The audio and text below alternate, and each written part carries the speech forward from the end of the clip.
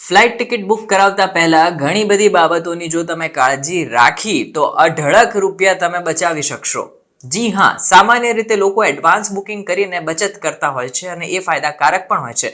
પરંતુ શું તમને ખબર છે કે એડવાન્સ બુકિંગ પણ જો થોડા દિવસો પહેલા જ કરો તો ફાયદાકારક છે.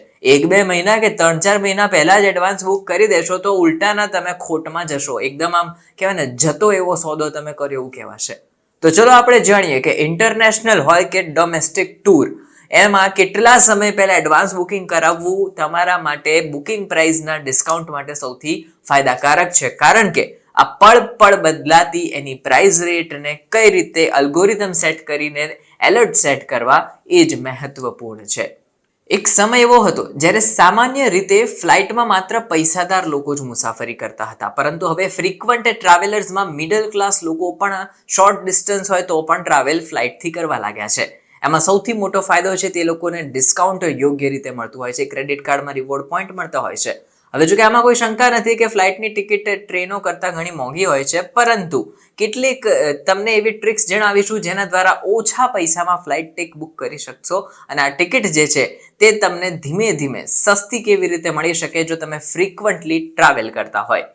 ફ્લાઇટ બુક કરવાનો સૌથી પહેલા તો એક શ્રેષ્ઠ ટાઈમ હોય છે, જે અલ્ગોરિધમ અને ડેટા પ્રમાણે નિષ્ણાતોએ જણાવ્યું છે. નિષ્ણાતોએ કહ્યું છે કે જો તમે વારંવાર ફ્લાઇટ દ્વારા મુસાફરી કરો છો અને હંમેશા બેસ્ટ બમ્પર ડિસ્કાઉન્ટની જ ડીલ શોધી રહ્યા છો તો તમને આ 28 દિવસ પહેલા, એટલે કે તમે જે ફ્લાઇટ ડિપાર્ચરની ટાઈમ છે એનો ડિપાર્ચર ટાઈમ એના 28 દિવસ પહેલા બુક કરાવશો તો ફાયદામાં રહેશો. આ રીતે તમે છેલ્લી ઘડીએ જો બુક કરાવવા ગયા તો બટ ઓબ્વિયસલી મોંઘી પડશે, પણ 28 ડેઝ યાદ રાખજો, એના ગેપમાં જો તમે ડિપાર્ચર પહેલા બુક કરાવી તો ફાયદામાં રહેશો. ટિકિટની કિંમત ચેક કરવા માટેની પણ કેટલીક ટ્રિક્સ હોય છે. હવે એક્સપેડિયાનો 2024 એર ટ્રાવેલ હેક્સ રિપોર્ટ કહી રહ્યો છે કે ફ્લાઇટની કિંમતો ઉપર દેખરેખ રાખવા અને પ્રાઇસ એલર્ટ સેટ કરવા માટે તમારે ફેર કમ્પેરિઝન ટૂલનો ઉપયોગ કરવો જોઈએ. આ સિવાય જો તમારી પાસે ક્રેડિટ કાર્ડ છે તો તમારે એ ક્રેડિટ કાર્ડની કઈ ઓફર ચાલી રહી છે એ પ્રમાણે ટિકિટ બુક કરતી વખતે પણ એને રિડીમ કરવી જોઈએ, કારણ કે ક્રેડિટ કાર્ડ રિવોર્ડ પોઈન્ટ કમાવવામાં મદદ કરે છે અને પછી આ પોઈન્ટ્સની મદદથી તમે ટિકિટની કિંમતો ઉપર સારું એવું ડિસ્કાઉન્ટ મેળવી શકો છો. બીજો સવાલ છે, તમે કયા સમયે ટિકિટ બુક ન કરાવી શકો? તમે એ સાંભળ્યું હશે કે એડવાન્સમાં ટિકિટ બુક કરાવવાથી સસ્તી ટિકિટ મળે છે, પરંતુ એવું બિલકુલ નથી. તમને જણાવી દઈએ કે જો તમે ડિપાર્ચર ડેટના 5 મહિના કે 4 મહિનાથી વધુના સમય પહેલા જ બહુ જ એડવાન્સમાં ટિકિટ બુક કરાવી દીધી તો તમને નફાને બદલે નુકસાન થઈ શકે છે, કારણ કે વધુ કિંમતે એ જ ફ્લાઇટ તમને મળશે. એ યાદ રાખવું પણ જરૂરી છે કે છેલ્લી ક્ષણે ટિકિટની કિંમત બમણી થઈ શકે છે. સામાન્ય રીતે કોઈ પણ તહેવાર હોય, ખાસ પ્રસંગ હોય, 4-5 મહિના પહેલા તમે બુક કરાવી લીધી તો તમે ખોટમાં જશો. ફ્લાઇટ ટિકિટ મોંઘી થઈ જાય છે, જેથી કરીને તમારે આ ફ્લાઇટ ટિકિટ સસ્તી જોઈતી હોય તો અમે કહ્યું એ પ્રમાણે, ડેટા જે છે નિષ્ણાતોએ કહ્યું એ પ્રમાણે 28 દિવસ કે 2 મહિના, એનાથી વધારે વહેલા પણ નહીં કે મોડું પણ નહીં. ઇન્ટરનેશનલ ટિકિટ બુક કરાવવાની પણ કેટલીક અલ્ગોરિધમ છે.